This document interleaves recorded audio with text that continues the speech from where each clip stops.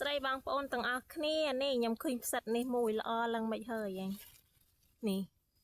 អានេះធិលដូចជើងត្រីទៅនេះតុនអាហ្នឹងគេហៅផ្សិតអីណៃមានបងប្អូនណាស្គាល់អត់បើខ្ញុំអត់ស្គាល់ទេនៅគេហៅផ្សិតអីទេតែខ្ញុំធ្លាប់ឃើញអ្នកនៅខាងខេត្តព្រះវិហារគេហូបទៅអ្នកផ្សិតនេះណាធ្លាប់ឃើញនៅខាងបងប្អូនគេនៅខាងព្រះវិហារគេហូបតែមិនដឹងតែវាផ្សិតតែមួយជាមួយនឹងផ្សិតគេហូបនេះដឹងនេះច្បាច់តិនធិលអានេះវាតុនដូចគេថាជើងត្រីណានេះតុនហើយខាងក្នុងវាដូចចំហួយចំហួយកែវកូនក្មេងគេហូប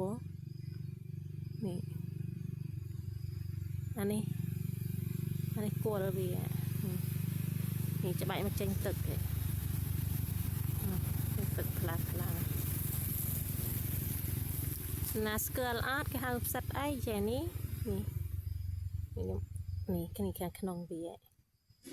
នេះខាងក្នុងវាពឿឡើងសតុននឹងគេហូបក៏អត់